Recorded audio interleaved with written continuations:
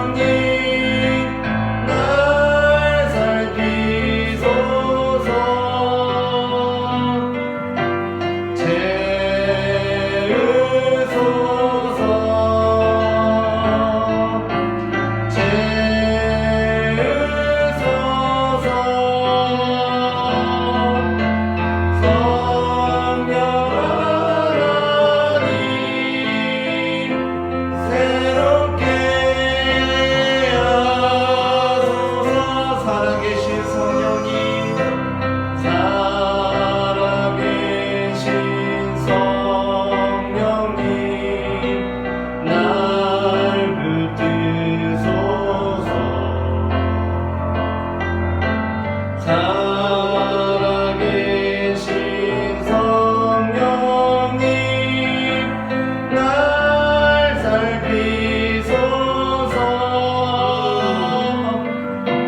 채우소서.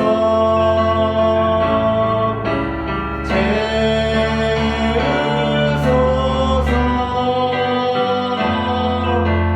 성령 하나님 새롭게 하소서.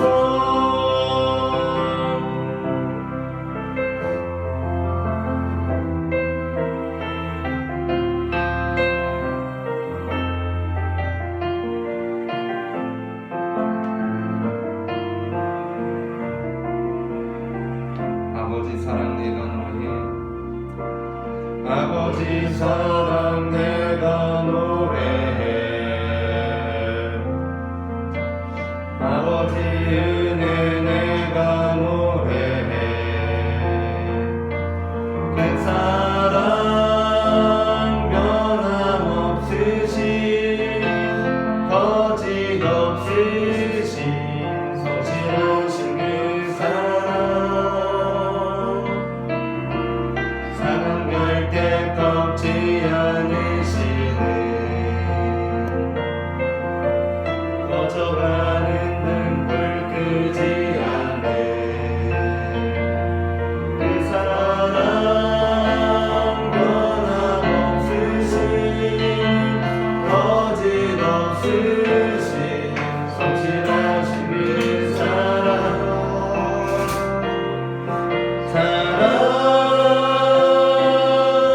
그 사랑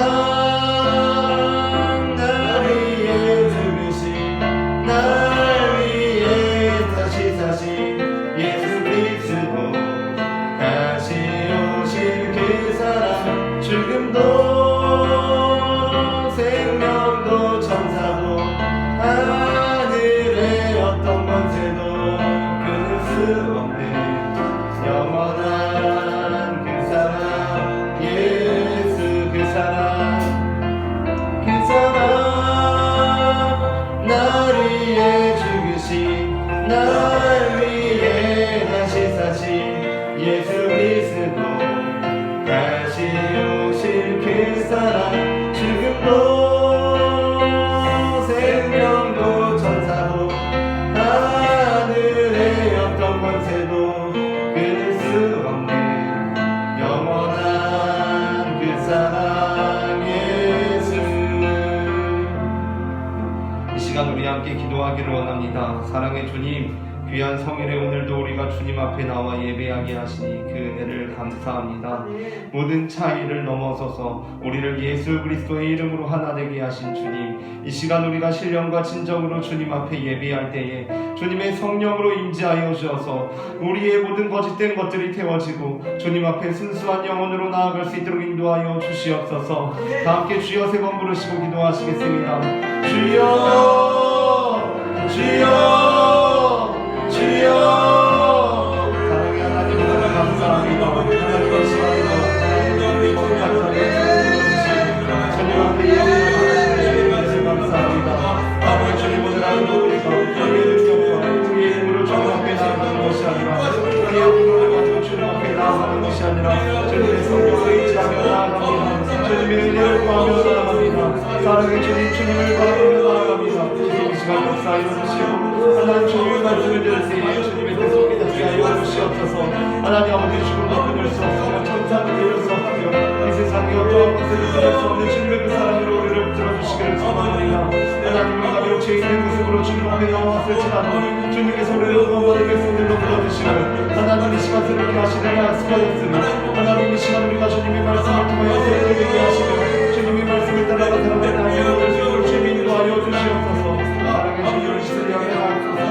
아버지 인도하여 주시옵소서. 우리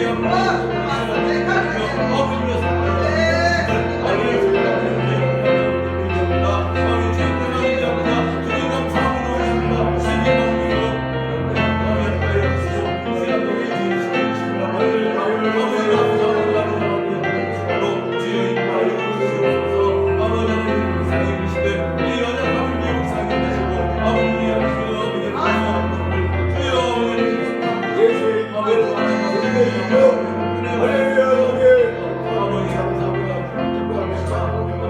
주옵소서.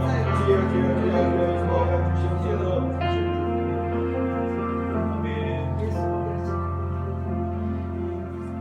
너희는 거룩하라. 이는 나 여호와 너희 하나님이 거룩함이니라. 아멘. 너희 각 사람 부모를 경외하고 나의 안식일을 지키라. 아멘. 나는 너희의 하나님 여호와이니라. 아멘.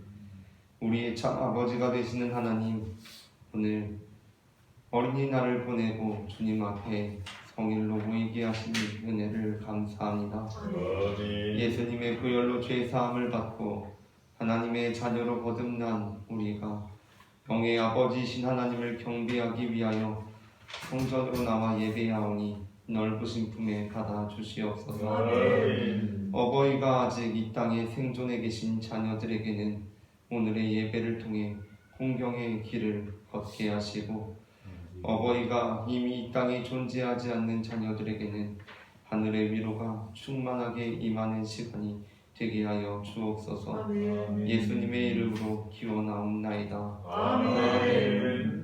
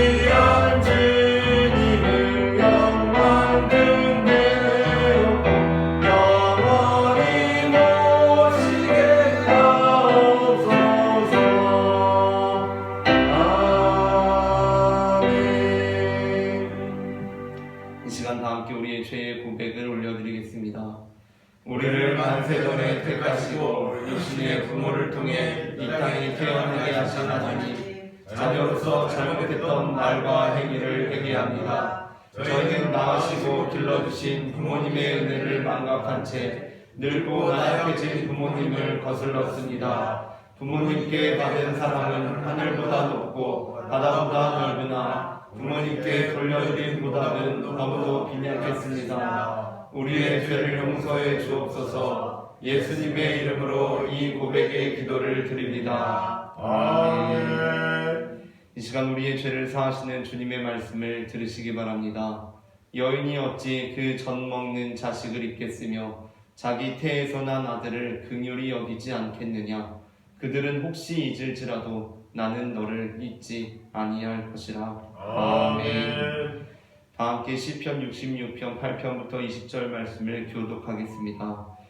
만민들아 우리 하나님을 송축하며 그의 찬양 소리를 들리게 할지어다. 그는 우리의 영혼을 살려주시고 우리의 실족함을 말하지 아니하시는 주시로다. 하나님이여 주께서 우리를 시험하시되 우리를 단련하시기를 은을 단련함 같이 하셨으며 우리를 끌어 불문에 걸리게 하시며 어려운 짐을 우리 허리에 메어 두셨으며 사람들이 우리 머리를 가져가게 하셨나이다.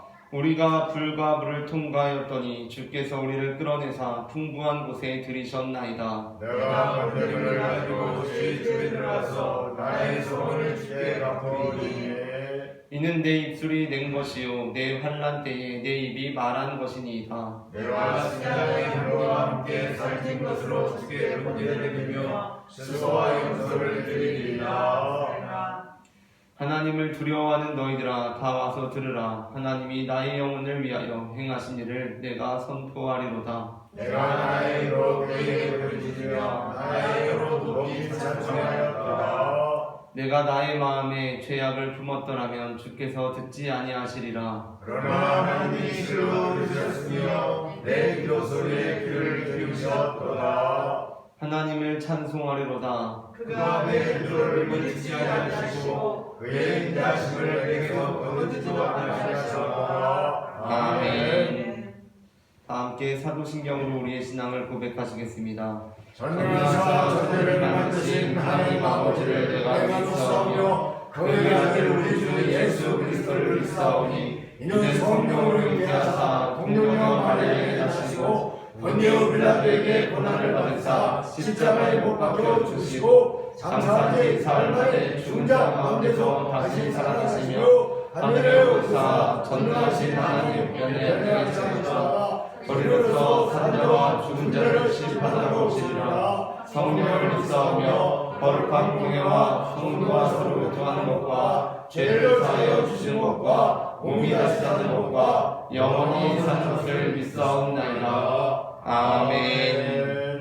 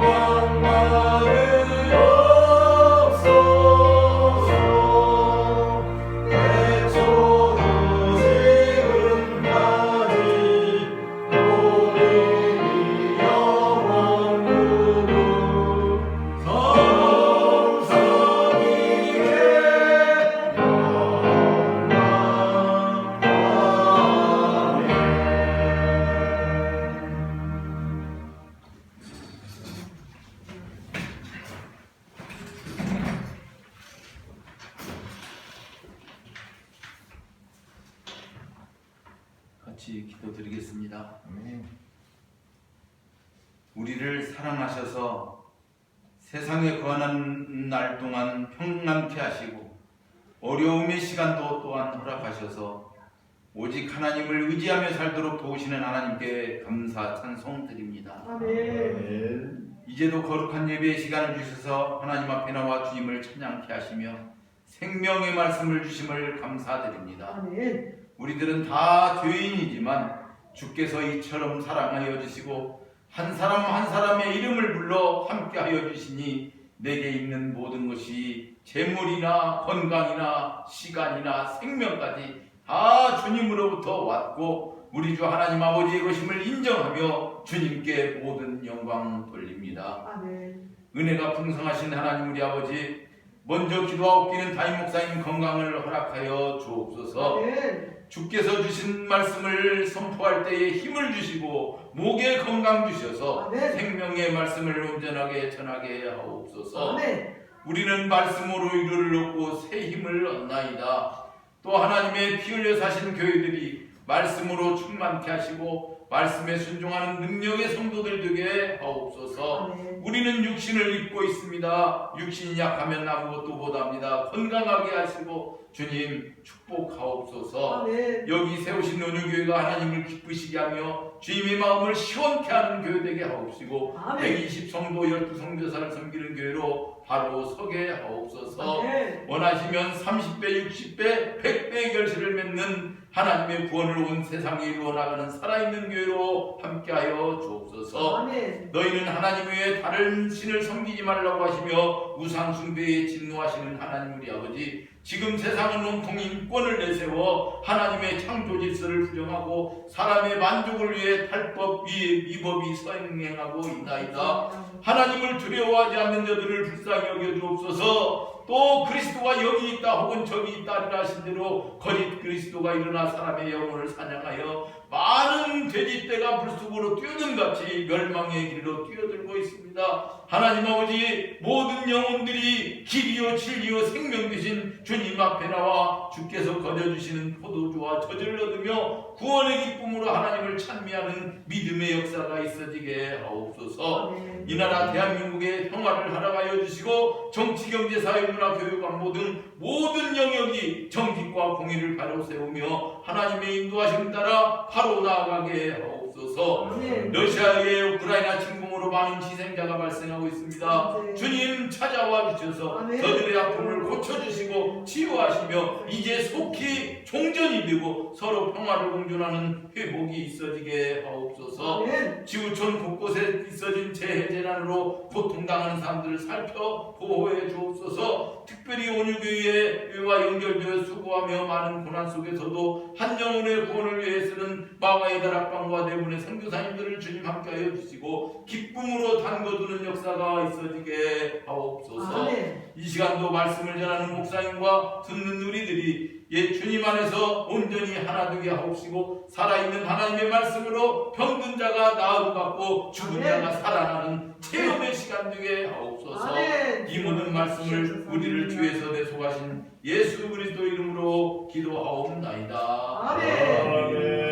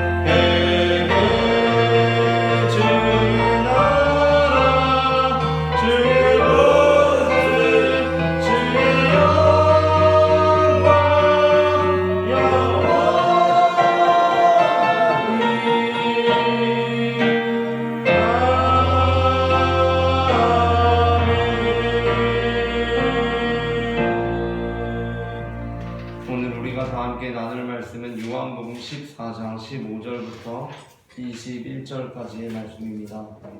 본문을 제가 한 절 여러분이 한 절 교독하도록 하겠습니다. 너희가 나를 사랑하면 나의 계명을 지키리라. 내가 아버지께 구하겠으니 그가 다른 보혜사를 너희에게 주사 영원토록 너희와 함께 있게 하리니 그는 진리의 영이라 세상은 능히 그를 받지 못하나니 이는 그를 보지도 못하고 알지도 못함이라. 그러나 너희는 그를 아나니 그는 너희와 함께 거하심이요 또 너희 속에 계시겠음이라. 내가 너희를 모아 같이 보내주지 아니하고 너희에게 오리라. 조금 있으면 세상은 다시 나를 보지 못할 것이로되 너희는 나를 보리니 이는 내가 살아있고 너희도 살아있겠음이라. 그날에는 내가 아버지 안에 너희가 내 안에 내가 아버지 안에 있는 것을 너희가 알리라. 함께 읽겠습니다. 나의 계명을 지키는 자라야 나를 사랑하는 자니 나를 사랑하는 자는 내 아버지의 사랑을 받을 것이요 나도 그를 사랑하여 그에게 나를 나타내리라. 아멘. 이 시간 예배의 자리에 나오신 모든 성도님들 환영하고 축복합니다. 우리는 앞서 읽은 요한복음 14장 15절부터 21절까지의 본문을 가지고 오늘 진리의 영이라는 제목의 말씀을 나누려고 합니다. 전해지는 말씀 가운데 하나님의 은혜가 있으시기를 바랍니다. 지난주에 이어서 오늘까지 제 목 상태가 좋지 않아서 마스크를 쓰고 예배를 진행하고 설교하고 있는 점 양해를 부탁드리고 건강에 유의하시기를 바라고 또 기도하겠습니다. 우리는 지난주 요한복음 14장 10절과 11절 본문을 통해서 예수님과 하나님은 동일한 분이시다라는 것을 살펴보았습니다.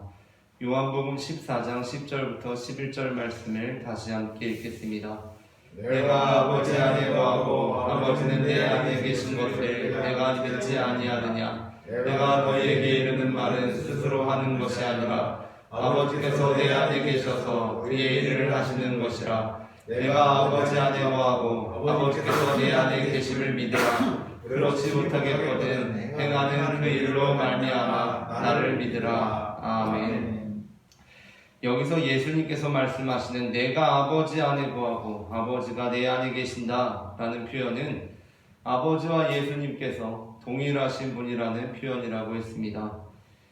그런데 오늘 본문에서 예수님께서는 한 걸음 더 나아가서 이렇게 말씀하십니다. 오늘 본문의 20절입니다. 함께 읽겠습니다. 그날에는 내가 아버지 안에 너희가 내 안에 내가 너희 안에 있는 것을 너희가 알리라. 아멘. 여기서 그날에 라고 할 때 이 그날이란 예수님께서 말씀하시는 또 다른 보혜사 곧 진리의 영이 우리에게 오셔서 우리와 함께 거하시고 우리 속에 계시는 날입니다. 그런데 바로 그날 예수님께서는 어떠한 일이 벌어질 것이라고 말씀하십니까?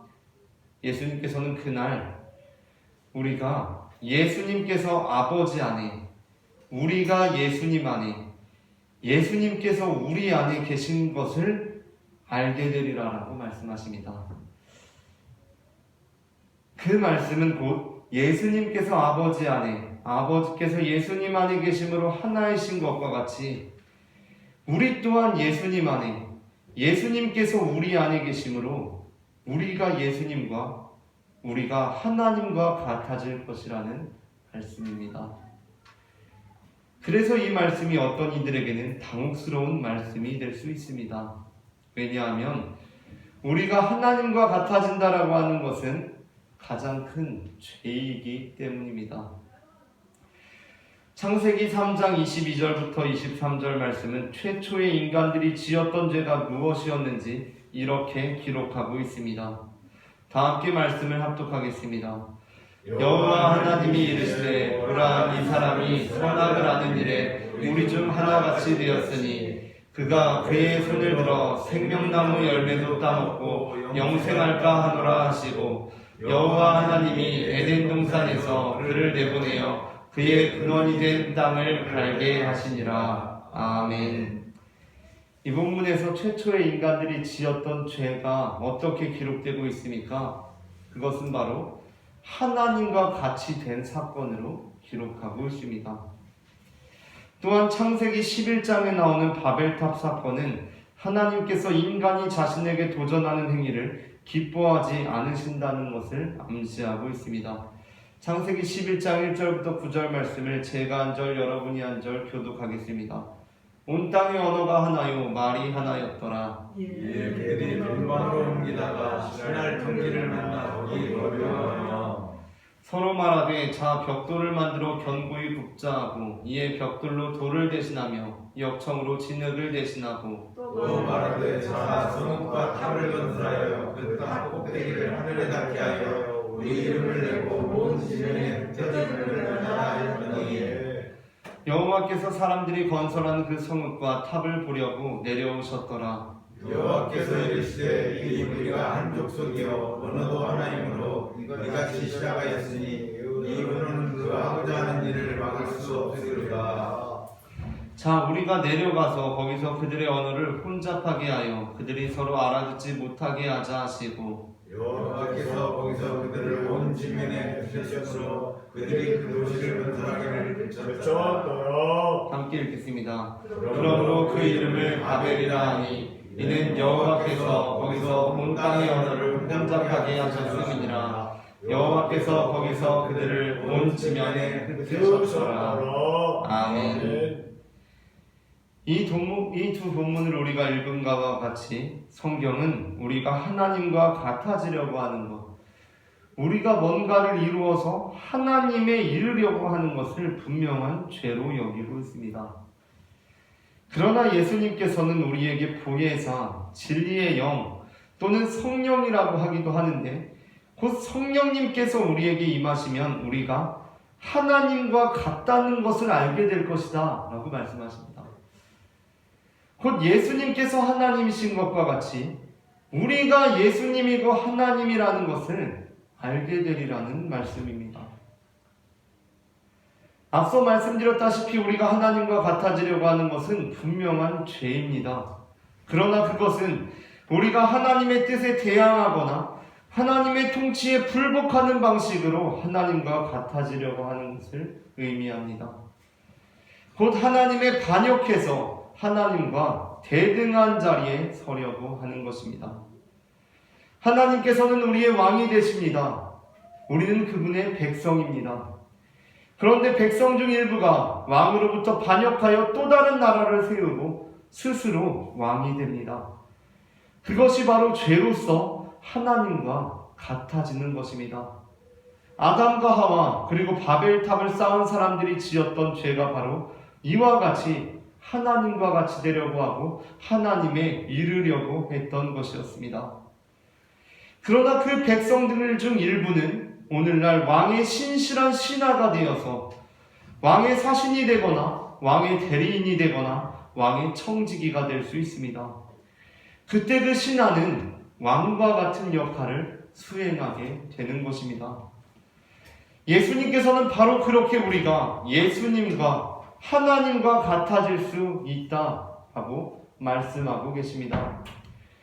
지난주 읽었던 요한복음 14장 12절에서 예수님께서 말씀하신 것이 무엇입니까?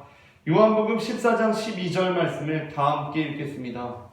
내가 진실로 진실로 너희에게 이르노니 나를 믿는 자는 내가 하는 일을 그도 할 것이요 또한 그보다 큰 일도 하리니 이는 내가 아버지께로 감이라. 아멘. 심지어 창세기에 보게 되면 야곱이라는 사람은 하나님으로부터 하나님을 이긴 자라는 이름을 얻게 되기도 했습니다. 창세기 32장 24절부터 28절까지의 말씀을 제가 한 절, 여러분이 한 절 교독하겠습니다. 야곱은 홀로 남았더니 어떤 사람이 날이 새도록 야곱과 씨름하다가 자기가 야곱을 이기지 못함을 보고 그가 야곱의 허벅지 관절을 치매 야곱의 허벅지 관절이 그 사람과 씨름할 때에 어긋났더라. 그가 이르되 날이 새려하니 나로 가게 하라. 야곱이 이르되 당신이 내게 축복하지 아니하면 가게 하지 아니하겠나이다. 그 사람이 그에게 이르되 내 이름이 무엇이냐? 그가 이르되 야곱이니이다. 함께 읽겠습니다. 그가 이르되 내 이름을 다시는 야곱이라 부를 것이 아니요 이스라엘이라 부를 것이니 이는 내가 하나님과 및 사람들과 겨루어 이겼음이니라. 아멘. 이 부분에서 하나님께서는 야곱에게 네가 하나님과 겨루어 이겼다라고 그렇게 말씀하십니다. 어떤 사람들은 이 본문을 읽으면서 진짜 하나님께서 야곱과의 씨름에서 지셔서 하나님께서 야곱에게 내가 졌다, 네가 이겼다 라고 자신의 패배를 인정하신 것이라고 생각하기도 합니다. 그러나 이러한 생각은 이 창세기에 나오는 본문의 씨름을 진짜 우리가 생각하는 씨름, 우리나라 민속놀이 씨름, 그 삿바잡고 하는 씨름으로 착각하는 데서 벌어진 것입니다.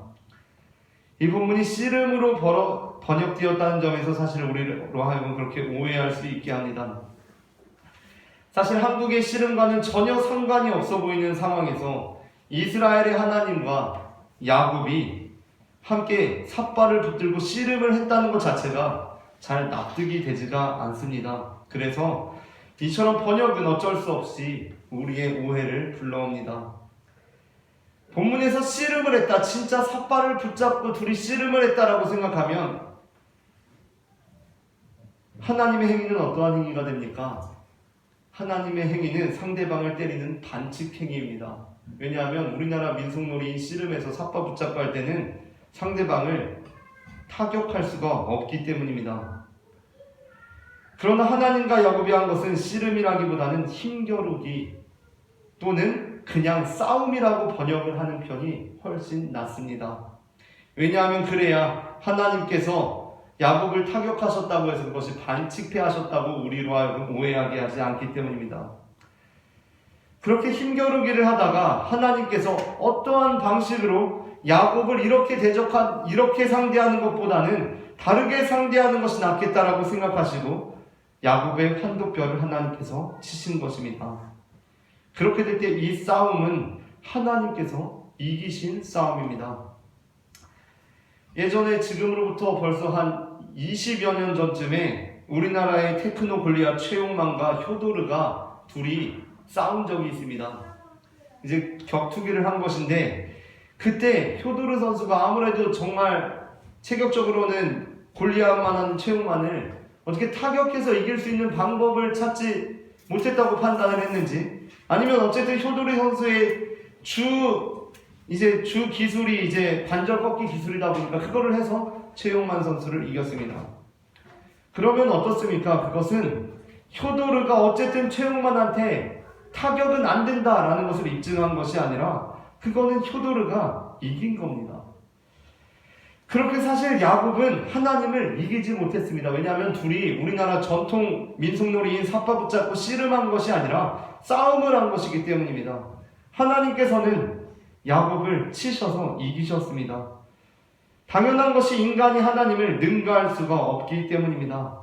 우리는 하나님을 이길 수 없습니다. 그러나 하나님께서는 오히려 우리에게 네가 나를 이겼다라고 말씀해 주신다는 것입니다. 그러므로 우리는 하나님과 같아져야 합니다. 물론 그것이 하나님을 대적하는 의미에서 같아지려고 하는 것을 의미하는 것은 아닙니다. 어느 날 학교 교실에서 이런 일이 있었다고 생각해 봅시다. 초등학교에 간식이 들어왔습니다. 간식이 들어와서 담임 선생님이 반 아이들에게 다 과자 봉지를 하나씩 다 나누어 주었습니다. 그런데 과자 봉지를 다 나누어 주고도 과자 봉지가 조금 더 들어와서 2개가 더 남은 겁니다. 그래서 선생님이 간식을 교탁 위에 두고서 2개가 남았는데 이걸 내가 교장 선생님께 어떻게 해야 하는지 물어보고 올게 라고 하고 담임 선생님께서 나가셨습니다. 그렇게 될 때 우리가 선생님과 같아지는 방법이 2가지가 있습니다. 그중 하나는 무엇이냐면 한두 학생이 나와서 선생님의 말씀을 어기고 간식을 먹는 것입니다. 먹지 말라니 나는 더 먹고 싶은데? 라고 얘기를 하고 선생님의 말씀을 귓등으로도 안 듣고 나와서 교탁 위에 있는 그 간식을 먹어버리는 것입니다. 그것이 바로 누가 벌인 일입니까? 바로 아담과 하와가 행한 일입니다. 그렇게 됨으로써 그 학생들은 어떻게 되는 것입니까? 그들은 선생님과 같아진 것입니다. 어떻게 선생님과 같아진 것입니까? 선생님께 대항함으로써 선생님과 같은 위치에 서려고 했다는 것입니다. 그러나 다른 의미에서 선생님과 같아지는 자들이 있습니다. 그것은 그 먹지 말라고 하신 것을 먹지 않고 있으므로 선생님과 같아지는 것입니다. 곧 그것은 선생님의 말씀에 순종함으로 선생님의 말씀을 이름으로 선생님과 같은 뜻을 가지는 것입니다. 선생님께서는 이 간식으로 인하여 반의 평화가 깨지거나 평등이 훼손되는 일이 생기지 않기를 바라셨습니다. 그래서 그 뜻에 동참합니다. 우리는 바로 그러한 방식으로 하나님과 같아지는 것입니다. 그렇다면 특별히 성령께서 오실 때 우리가 그 뜻에 순종함으로 하나님과 같아지려는 것은 어떠한 것을 의미합니까? 사도행전 2장은 성령님께서 임하셨을 때 벌어진 일에 대해서 가장 잘 보여주고 있습니다. 사도행전 2장 1절부터 13절 말씀을 제가 한 절, 여러분이 한 절 읽어보도록 하겠습니다. 오순절 날이 이미 이름에 그들이 다 같이 한 곳에 모였더니 우연히 하늘 향해서 누가하고 강한 말하는 소리가 있어 그들이 앉은 집에 가득하며 마치 프레이어처럼 갈라지는 것들이 그들에게 모여 각 사람 위에 하나씩 임하여 있더니 그들이 다 성령의 충만함을 받고 성령이 말하게 하심을 따라 다른 언어들로 말하기를 시작하더라. 그때 경건한 유대인들이 천하 각국으로부터 와서 예루살렘에 머물러 있더니 예수를 장가하며 우리처럼 각각 자기의 방언으로 제자들이 말하는 소리로 소리하여 다 놀라 신기하게 여겨 이르되 보라 이 말하는 사람들이 다 갈릴리 사람이 아니냐. 우리가 각 사람이 저를 방언으로 듣게 되는 것을 시기면서 우리는 바데인과 메데인과 엘람인과 또 메소포타미아, 유대와 갑바도기아, 본도와 아시아, 루기아와 밤밀리아, 애국과 미드레네 영광과 미디아 여러 지방에서 사는 사람들과 로마로부터 온 나그네 곧 유대인과 유대교에 들어온 사람과 그레데인과 아라비아인들이라 우리가 다 우리의 각 언어로 하나님의 큰 일을 말함을 듣는도다 하고 와하며 하나님과 서로 이르되 유대인이냐 하며 함께 읽겠습니다. 또 어떤 이들은 조롱하여 이르되 그들이 새 술에 취하였다 하더라. 아멘. 사도행전 2장 1절부터 13절 본문은 성령님께서 제자들에게 임하셨을 때 특별히 그들이 다른 언어들로 말하기 시작했다라고 말씀하고 있습니다. 이는 보통 일반적으로 생각하는 방언과는 다른 현상으로서 그들이 각각 다른 나라의 말로 외국어로 말하기 시작했다라고 이해됩니다. 우리는 신앙생활하면서 기도하는 중에 방언으로 기도하는 사람들을 종종 보게 될 수 있습니다. 그리고 성경에서도 바울 서신의 경우 방언을 언급하고 있습니다. 그러나 우리는 지금 기도하다가 갑자기 외국어로 말을 하는 경우를 본 적도 없고 또 성경에서도 이 본문 말고도 성령을 받아서 갑자기 외국어에 능통해지는 경우를 볼 수는 없습니다. 또한 이 본문에서 어떤 사람들이 마지막에 조롱하여 이르되 그들이 새 술에 취하였다라고 한 부분도 이 본문이 단순히 제자들이 성령을 받고 진짜 외국어에 능통해졌다라고 이해해서는 안 될 것을 암시하고 있습니다. 그러니까 사도행전 2장 1절부터 13절에서 제자들이 성령을 받고 다른 언어로 말하기 시작했다라고 하는 것은 이 각각의 지역 사람들이 그것을 알아들었다라고 말하고 있는데 그것이 이들이 정말 다른 언어로 말하게 되었기 때문이 아니라 다른 의미를 나타낸다는 것입니다. 이들이 정말 미국말, 일본말, 중국말 하듯이 각각 고대의 방언을 말했다고 한다면 이 상황에 어떤 일부가 저들이 술 취했다, 새술에 취하였다 라는 뿐만 아니라 조롱했다라는 것이 이해가 안 된다는 것입니다. 그렇다면 우리는 이 본문을 어떻게 이해해야 합니까? 이 본문은 우리에게 성령이 임했을 때 우리에게 벌어진 일을 나타냅니다. 그것은 바로 그들이 각각 자신들의 소리를 내기 시작했다는 것입니다. 각각 저마다의 소리를 내기 시작했고 그것이 다양한 문화, 다양한 지역사회에 다양하게 감동을 줄 수 있었다라는 것입니다. 하나님께서 하나님 되신과 같이 그들이 각각 자기 자신들이 되었다는 것입니다. 어떤 사람들은 그리스도인이 되는 것에 대해서 상당히 부정적으로 생각하면서 그리스도인이 되면 내가 좋아하는 것들 다 포기하고 그러니까 나의 색깔을 다 포기하고 그리스도인이 되어야 하는 것 아닙니까? 라고 물어보기도 합니다. 그러니까 온 세상에는 빨간 사람, 노란 사람, 파란 사람 저마다의 색깔을 가지고 있는데 왜 다 한 색깔, 그리스도의 색깔이 되어야 하느냐는 것입니다. 그리스도인이 되면 내가 가지고 있는 이 빨간색, 내가 좋아하는 것들 다 잃어버려야 하는 것 아닙니까? 하는 것입니다.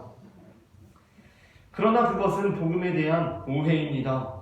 복음은 빨간 사람, 노란 사람, 파란 사람, 저마다의 사람을 데려다가 교회라는 공장에서 똑같이 그리스도의 색깔로 염색해내는 것이 아닙니다.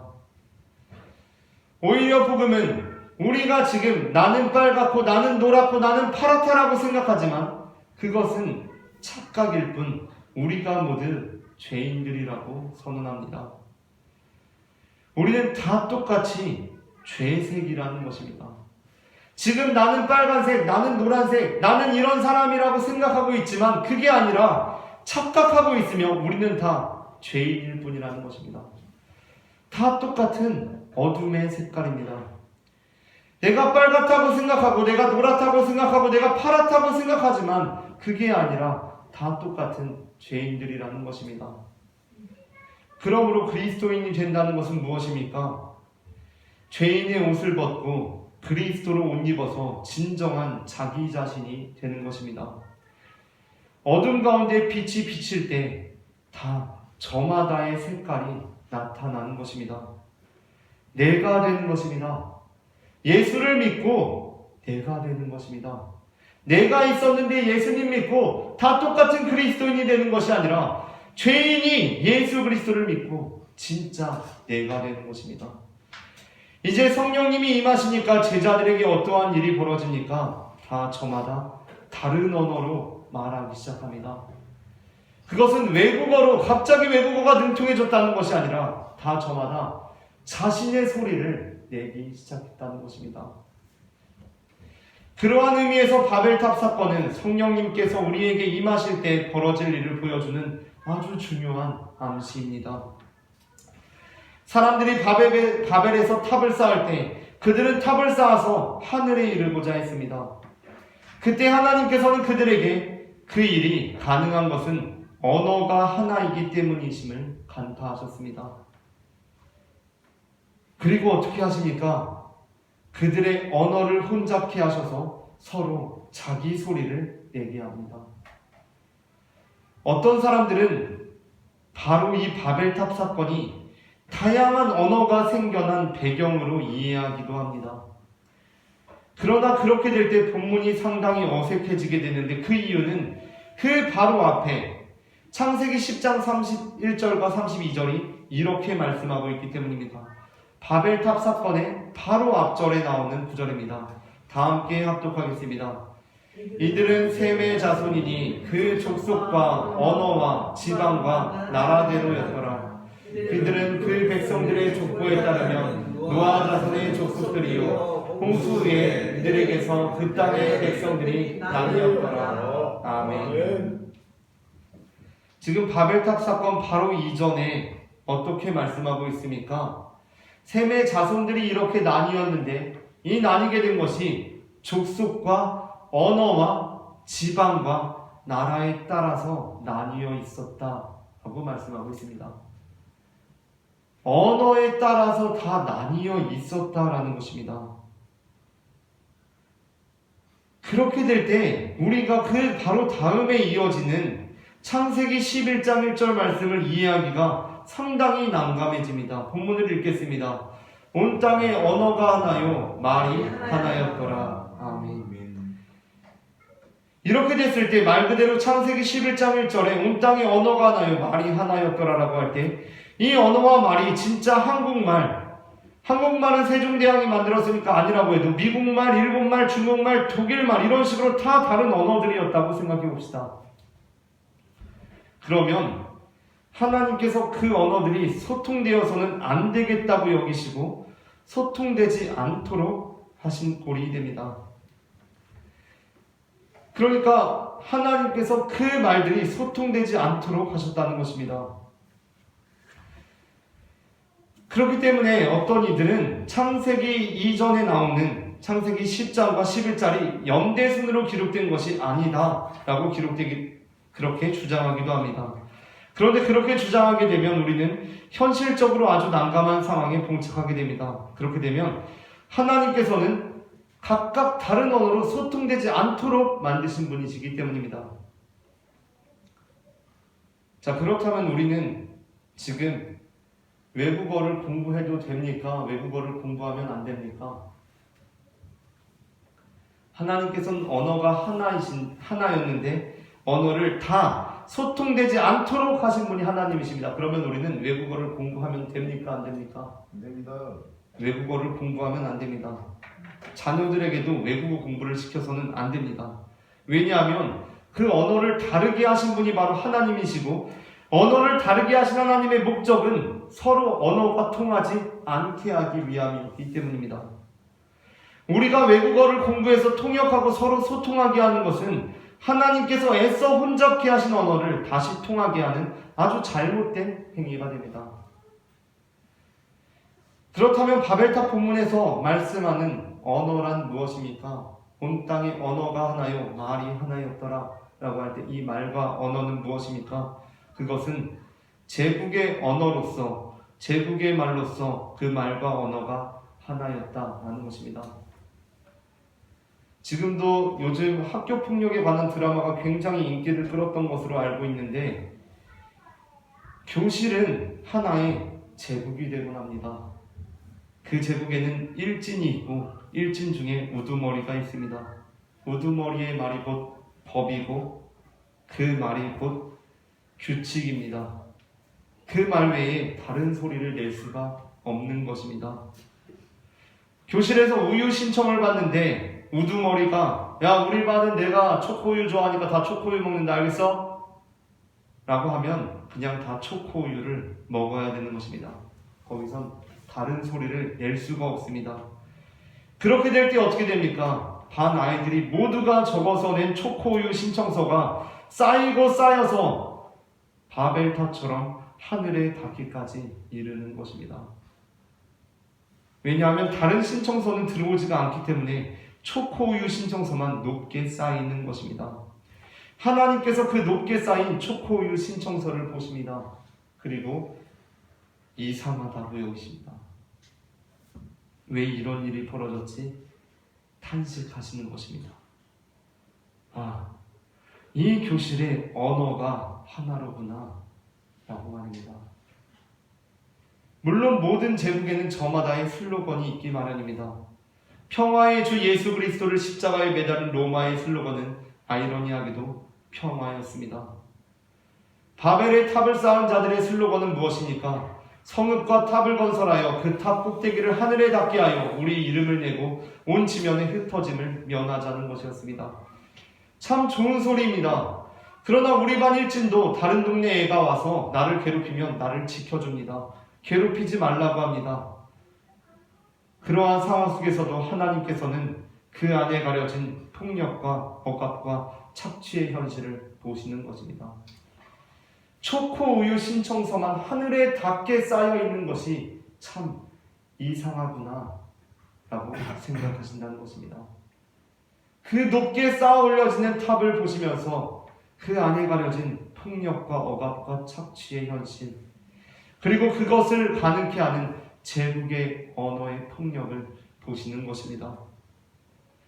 그리고 내려가셔서 하나님께서 언어를 혼잡케 해버리십니다. 놀라운 일 아닙니까?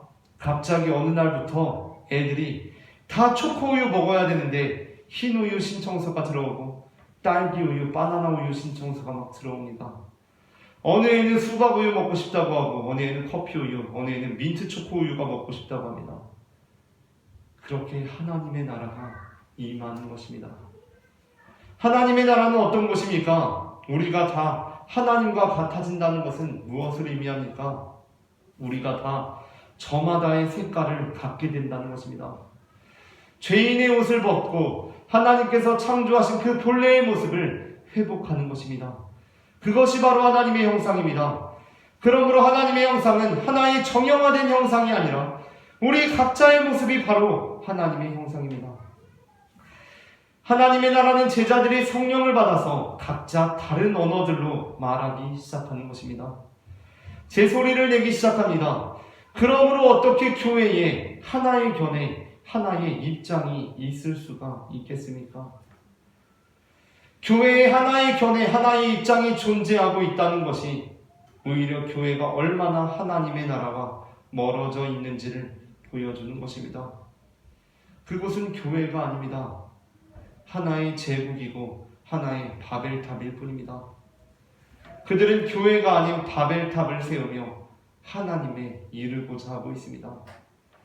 하나님께서는 초코우유만 먹어야 하는 교실을 좋아하지 않으십니다.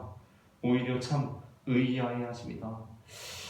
그럴 리가 없는데, 내가 만든 창조세계라면 그럴 리가 없는데 참 이상하다. 하나님의 뜻이 온전히 실현되고 있다면 그럴 리가 없는 것입니다.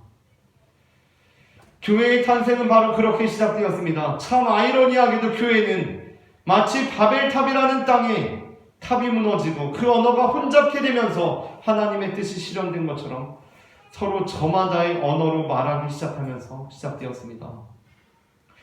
교회란 참으로 그러한 곳이 되어야 합니다. 학교 다닐 때는 일진이 무서워서 나는 초코우유 안 먹고 바나나 우유 먹고 싶다고 말 한마디 못 꺼내며 살았습니다. 그런데 학교를 졸업하고 어른이 되어서도, 그리스도인이 되어서도 교회에 와서 장로님이 무서워서 저는 진보입니다 라고 말하지를 못합니다. 교회에 와서도 목사님이 무서워서 저는 보수입니다 라고 말하지를 못합니다. 교회는 그러한 곳이 되어서는 안 됩니다. 교회는 본래 각각 제 소리를 할 수 있는 곳입니다. 그렇다면 교회의 힘은 어디에 있습니까? 그럼에도 불구하고 그들이 예수 그리스도의 이름으로 하나가 되어서 같이 밥 먹고 이야기하고 예배하는 곳이 바로 교회였습니다. 아멘. 각자 저마다 제 소리를 하는데 그 사람들이 같이 모여서 밥 먹고 이야기하고 예배하는 것이 본래 교회의 모습이었다는 것입니다. 그것이 아니라면 교회는 하나의 바벨탑에 불과합니다.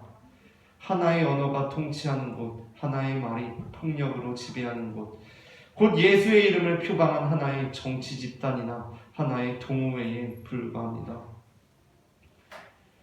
때로 교회는 예수의 이름이 제일 중요하다고 하면서도 따지는 것이 너무나 많습니다. 하지만 사실 다른 모든 것이 그다지 중요한 것이 아닙니다.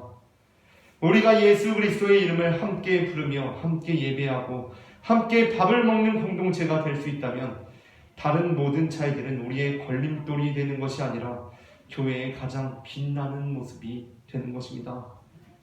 그래서 사람들은 그러한 제자들을 보며 술 취한 사람들 같다라고 조롱했습니다. 제정신이 아닌 것 같다라고 한 것입니다. 정치적 입장이 가장 중요한 사람들에게, 경제적 수준이 가장 중요한 사람들에게, 공통의 관심사가 가장 중요한 사람들에게, 그렇기 때문에 교회는 제정신이 아닌 사람들입니다. 왜냐하면 정치적 입장이 완전히 다른데도 불구하고, 경제적인 수준이 완전히 차이 나는데도 불구하고, 공통적인 관심사라고는 하나도 없는데도 불구하고 도대체 무슨 이유로 같이 모여서 밥 먹고 예배하는지를 도무지 모르겠는 집단이기 때문입니다. 성령님께서 우리에게 임하실 때 그처럼 우리 안에 있는 불필요한 조건들은 다 사라집니다. 오히려 각각의 사람들이 제 소리를 내면서도 하나의 몸으로 긴밀하게 엮여있는 곳, 각자가 다른 역할을 수행하면서도 각각의 고통을 자신의 고통으로 느끼며 아파하는 곳, 바로 그곳이 교회입니다. 이 시간 진리의 성령님, 은혜의 성령님께서 이 땅의 교회 가운데 임하셔서 거짓과 탐욕과 죄악에 무너진 우리의 가슴을 정결케 하시기를 소망합니다. 다 함께 기도하시겠습니다. 사랑의 주님, 은혜를 감사합니다. 죄인인 우리를 불러주시고 성령으로 새롭게 하여 주셔서 죄인의 옷을 벗고 그리스도로 옷 입어 우리가 참으로 나의 나 되게 하시니 주님 은혜를 감사합니다. 예수 그리스도를 통하여 참된 나를 찾게 되었으니 우리가 이제 이 교회를 통하여 하나님의 사역에 동참할 수 있도록 인도하여 주시옵소서. 하나의 언어, 하나의 말이 지배하고 통치하는 교회가 되기를 원하지 않으시는 주님, 교회가 바벨탑이 되지 않도록 이 땅 가운데 각각의 공동체 구성원들이 제 소리를 얘기하시고 그것을 통하여 다양한 문화에 다양한 감격을 끼치는 교회가 되게 하여 주시옵소서. 사랑의 주 예수 그리스도의 이름으로 기도합니다. 아멘. 다 함께 오소서. 진리의 성령님 찬송하시면서 준비하신 예물 주님 앞에 드리시겠습니다.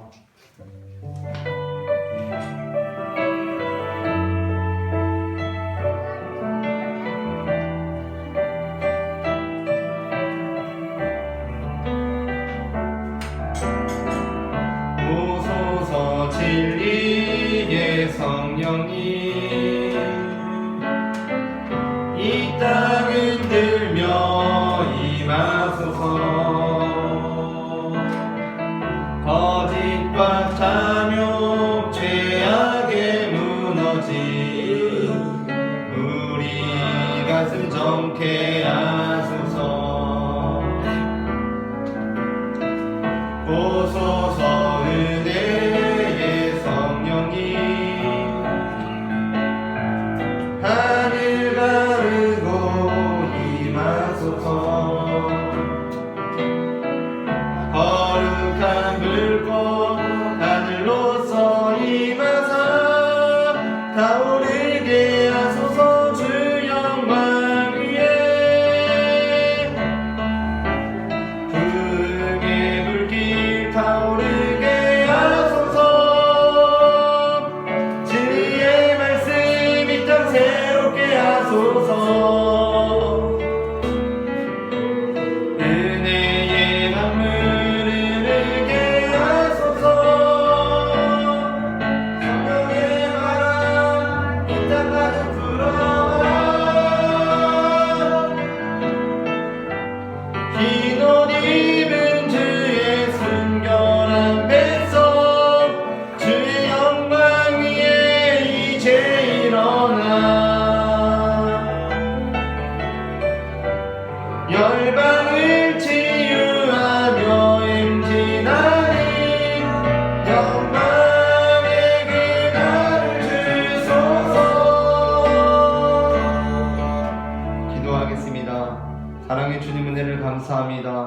오늘 이 시간에도 우리가 주님 앞에 예배하며 거룩한 예물 봉헌할 수 있도록 은혜를 주시니 주님 감사합니다. 지난 한 주간도 돌아보면 모든 것이 주님의 은혜였습니다. 우리에게 주어진 모든 것 주님께서 주신 것이니 그 은혜에 감사하며 그중 일부를 주님께 올려드립니다. 이 예물을 받으시고 우리의 모든 삶이 주님께 속하여 있다는 우리의 고백을 받아주시옵소서. 주님께 드려진 손길들을 기억하여 주시고 이 시간 주님께 드림으로써 우리의 삶이 빈궁해지는 것이 아니라 놀랍도록 채우시는 주님의 은혜가 우리의 삶을 충만하게 채우고 우리의 가족들에게 우리의 이웃들에게 흘러넘칠 수 있도록 인도하여 주시옵소서. 사랑의 주 예수 그리스도의 이름으로 기도합니다. 아멘. 이 시간에는 우리에게 몸과 피를 내어주신 주님께 감사하며 성찬식을 진행하도록 하겠습니다.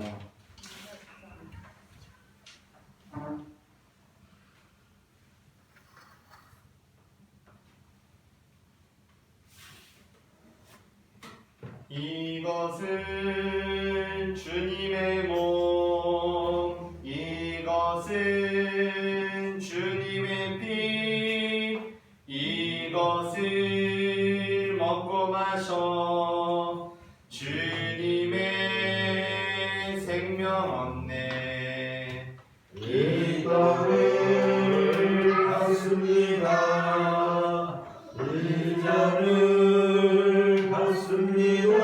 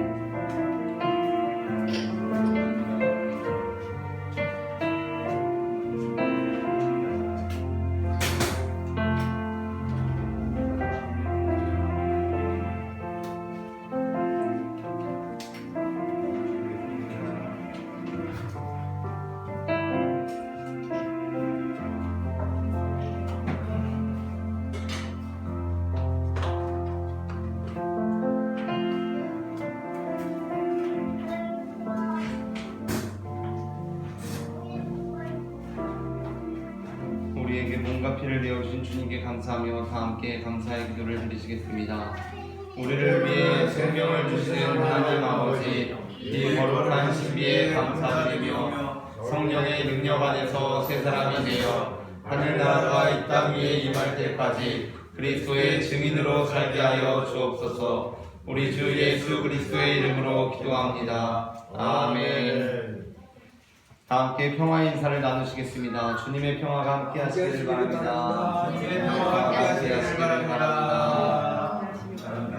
주일 거리청소 봉사가 매주일 오전 10시에 있습니다. 오늘은 예배 후에 서원으로 이동하여서 점심 식사합니다. 다 함께 일어나셔서 찬송가 620장 여기에 모인 우리 찬송하시겠습니다.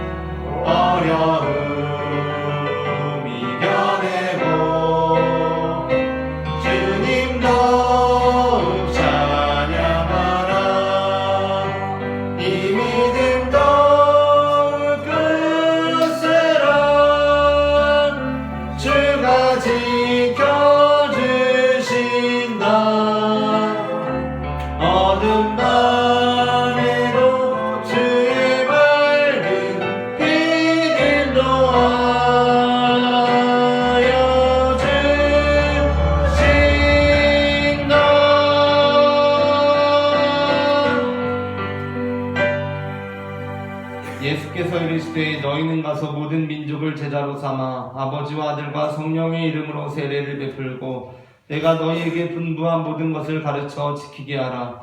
볼지어다 내가 세상 끝날까지 너희와 항상 함께 있으리라. 아멘. 이제는 우리 주 예수 그리스도의 은혜와 하나님 아버지의 크신 사랑과 보혜사 성령님의 교통하심이 예수 그리스도를 힘입어 죄인의 옷을 벗고 예수 그리스도 안에서 하나님의 형상을 회복하는 모든 성도들의 머리 위에 지금부터 영원토록 함께 하시기를 간절히 축원하옵나이다. 아멘.